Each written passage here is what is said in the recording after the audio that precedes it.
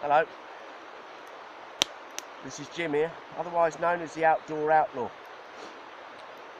As you can see, I've got some nice bit of coffee brewing on the old fire here, and this particular fire is called a long fire, and the reason being is because you build a fire in between two long logs. And the other reason it's called a long fire is because it burns for quite a long time. You do have to keep feeding the fire. Like all fires, you have to keep feeding the fuel. But with this fire, the long logs, eventually they start to burn. And when they start to burn, you just draw them in closer to each other, put a few twigs on top, and you've got a fire that will last a good few hours. Let's just check this coffee, and oh, it's nearly bubbling, not quite yet. I had a bit of breakfast this morning, wasn't up to much. Just the last bit of my pasta, and I wanted to make a debris shelter last night, but the logs that I found were so rotten, I touched them and they just fell apart. Hence, got this fire going straight away. And yeah, and I'm not chopping down trees. That's not my way. You know, there's plenty of live stuff around here, but it's not on the floor. Hence the saying, debris shelter. You make it out of the debris, the rubbish, the trash that's left behind, or what the forestry people have cut up. Oh yeah, there's plenty of logs, but there was a nice log over there, so I picked up and just snapped it off. Fucking hell, bloody hell. Yeah, and it was rotten inside. Oh, but the tinder inside was beautiful. It was like the powder, you know. I've never seen anything like it before. So I put a little bit of this powder with a couple of bits of the inside, the pulp, the bark. I put that in a plastic bag, and I'll take that with me, because that will be tinder and a half. That will take to a spark just like that. The river is literally 10 yards away over there, fast flowing. I wouldn't attempt to walk across it, even though it's quite shallow, because I don't know how deep it would get in the middle. Oh yeah, I was just out of matter of interest, people that go camping now, or they go and do their outdoor camping, outdoor bushcraft, whatever. And I've always sort of thought, why the hell take a little Brillo pad with you? If you've got water and you've got moss,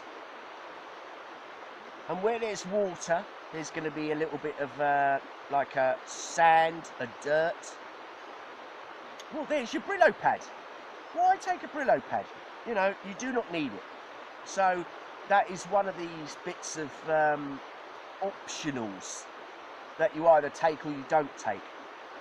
And yes, you know, I mean, I don't know if you can see that, but can you see that? Now I'm going to just take it down. Can you see all that scum around the edge? I'm going to take it down by the river, and I'm going to get the sand, put some water in it, get the sand and rub it around the edges. It's abrasive, so the abrasion, the abrasive will take away all the scum around the edge. And also, I didn't show you that part either. Now that is black, as you can see, that around the sides is black. Now with that sand as well, I can rub it on, and it will take a good 85% of that off, if not 90%. It won't take it all off, but it will make the pan a little lot cleaner. And if you are out in the wilds, I mean, hygiene is really a quick cow's lick and a promise. And what I mean by that is you go to the river, you're not going to just dive in and have a bath, are you? Because it's too bloody cold. So I had a quick cow's lick and a promise. There's no one here, so I dropped my trousers, got the water, splashed my balls, rubbed around my arse, got the water, splashed on my arse again. I got a towel, you know, one of those microfiber towels. Done my armpits, done my face. God, that needed it. Those bloody mosquitoes last night. Jesus Christ. The thing is, the more you fight the mosquitoes, the more they fight you. And I think to myself, no. You have to ignore them. If you ignore them, you become used to them. But if you keep fighting them, that's then you're going to fight a losing battle, because those buggers will win. But no, the only time I rub away is when they're around my eyes, because then, you know, you have a quick little rub like that. Well, especially on the, I haven't got no eyebrows, but yeah, on the eyebrows, it's around the eyes. They always get around my eyes. And the little buggers, they wanted a nest inside my ear hole last night, bloody little things. Oh, so I had a good old rummage in my ear hole as well. But no, to wash out, use the sand. Don't bring Brillo pads and cleaning materials. You do not need it. Use what's available. There's moss. Moss is a great abrasive. If you're by the river and you've got a little bit of sand, you know, or the gritty granule stuff, rub it round. It works a treat. It gets rid of all the black. Yes, your hands get a bit cold. Your hands get a bit bloody like dirty from rubbing on the black. But then you just sprinkle them in the river and they're clean as well, you know. And then if you want to finish it off, to get rid of the remainder, you get a baby wipe and rub it over, you know, at the end of the day. Oh, now let's see how this cotton's doing. Yeah, it's coming along nicely. Oh, that handle's up. And yeah, I don't know. I was a little bit disappointed because I wanted to make a debris shelter, and because I've never ever made one. So everything I'm doing, this particular fire is the first. Yes, I've made coffee on a fire before. Yes, I've made fires before, but I've never ever made a long fire. Or a parallel bar fire, whatever you want to call it, you know. So the next time it will be a different type of fire. I will scan my shelter in a minute, just to show you what type of shelter I've got. It's a shit shelter, mind you, it's crap, but it did rain last night, but not heavy. If it had rained heavy, I would have been up shit creek without a paddle, I admit that. But I looked at the sky was blue, and with grey in it, so I knew it was going to rain a little bit. When the sky at night is totally grey, that is the time it's going to really hammer down with rain. Like at the moment, the sky is grey with a bit of black over there, so it looks like today, and the sun is trying to break out over there. But it's going to rain later, and it's going to rain reasonably heavy. But as I say, yeah, if it had rained heavy on that shelter last night, there would have been a big puddle in the middle, and I wouldn't have had to go to the river for the water this morning, because I could have just picked it up. I could have just filled up the little pot with using the water, but it didn't.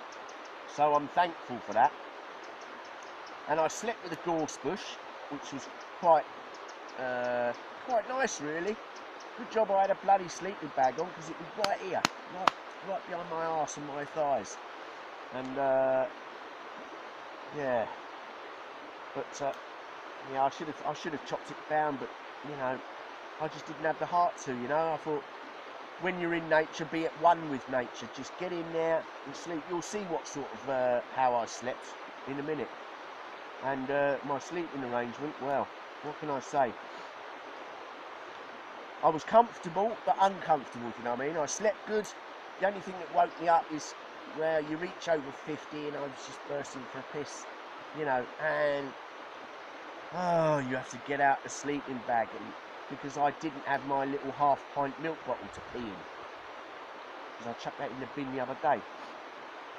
So yeah, that's the one thing I do not like, is getting out of the sleeping bag to pee. Perhaps I should have one of those catheters, you know, those I don't know, you put your willy in them and strap it round, however it works, you strap it round your waist, you pee into that like a, what do you call those bags, you know. Perhaps I should have one of those for camping, for at night only, you know, so I could just go, thanks, you know, and just go back to sleep again. But, no. But as yet, I haven't started shivering at night. Yeah, look at that. Oh, yes. What I've been waiting for is a nice bit of bubbles. So,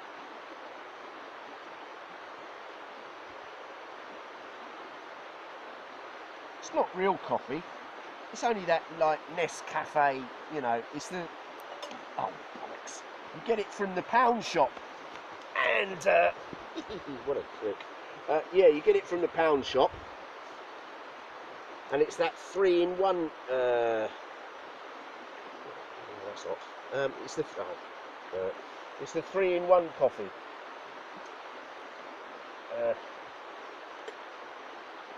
So that means it's supposed to have the milk, the sugar, and the coffee all, you know, 3-in-1. That's why it's called 3-in-1. You can get 2-in-1, which I presume is just coffee and milk, because I haven't seen a 2-in-1 where it says black and sugar. I haven't seen one of those, but yeah. And you get 8 sachets for £1. Well, that's either 8 nighttime drinks or 4 morning, 4 night times. I usually like a coffee at night, you know, because it's perhaps that's why I'm up having a piss in the bloody night. That's why, because I'm drinking one of these at night. The thing is, if you want to sleep well, the secret to sleeping well is you have a hot meal and you have a hot drink, because it gets inside your body and it warms you up inside, and it's when you're warm inside, that's the time to go to bed. And even if you are shivering in your sleep, that's good for you, because shivering, would you believe, it helps you go to sleep. Because you're shivering like this, eventually you go to sleep, because it's like nature's way of rocking you like a baby, rocking you back to sleep. That's my answer for shivering anyway. Although saying that, as I said, I haven't shivered yet. Let's have a taste of this coffee. Oh, fuck me, that's hot. Ooh. And yeah, to get this fire started this morning, I used a bit of hand gel, you know, the hand cleaning stuff. Pound shop again. I think I got 2 of these for £1. There is a smaller version where you can get 4 of these for £1, but I don't know if they're alcohol based. One of those and a baby wipe. A little blob of that in your baby wipe. Spread it round, lit it, put it in, put some dry twigs on, and it took straight away. Yeah, I was well surprised over that, because I've never tried a baby wipe before. And the gel, because I've run out of cotton wool, and I you know, so I did have tampons to like spread apart and put the stuff in. Do you know what? I've searched my bag high and low, and they were in a little green sack, so I could spot the green sack if I dropped it on the floor. And do you know, they disappeared. The mystery of the green tampon bag. I don't know, it's just disappeared. But bang goes my chance to make a water filter with the plastic applicator, because I was going to do that as well. And as I haven't got no money on me whatsoever, I've come out and I'm doing this without money I did start off with money, yes. When I left my cousins at Peterborough, I come all the way hitchhiking. I had a few bob on me, but I'd spent it by the time I'd got to Inverness, so I haven't had no cash. And my last buy was that. I don't know if you can see that. It's like it's one of these barbecue. I don't know what it does actually. That, I suppose you put bread in it and make toasties. I really don't know, but that is marvellous. You get you make a certain type of fire, whether it's a ring of stones or, you know, whatever. You can put your stuff on top of that without it falling through. Yeah, and that was £1.49. I was well chuffed with that. I know it's a bit of added weight, but to be honest, if I really want to, because you slide this down and then it opens up like that. Can you see that? Well, if I really wanted to, I suppose I could snip off the hinges here and just have one of them, and just have the longer handled part of it, and just have that. I could do, I suppose.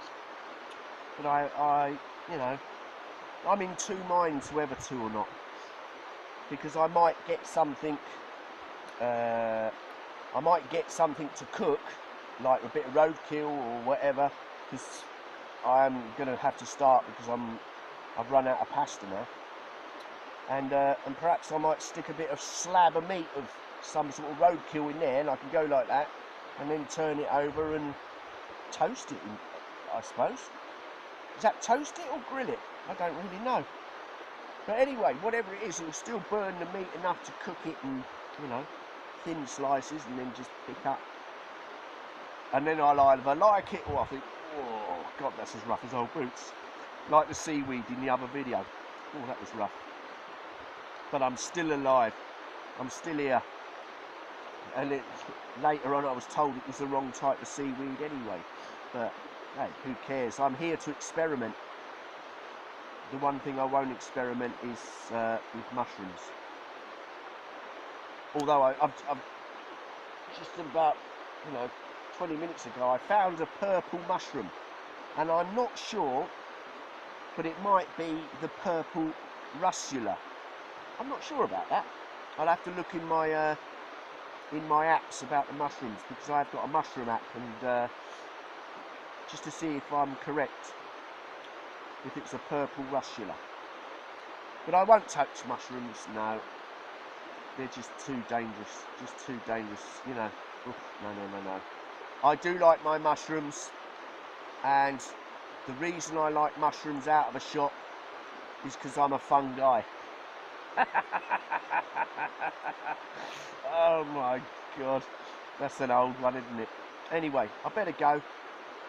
Have a great life, people. You can say anything you like. You can call me anything you like. Just don't call me Shirley. Okay? Okay, speak to you soon. Have a great life. I can now get on with my coffee at last. Oh, that's hot. Right, I'll speak to you soon, peoples. Ta-da. Bye.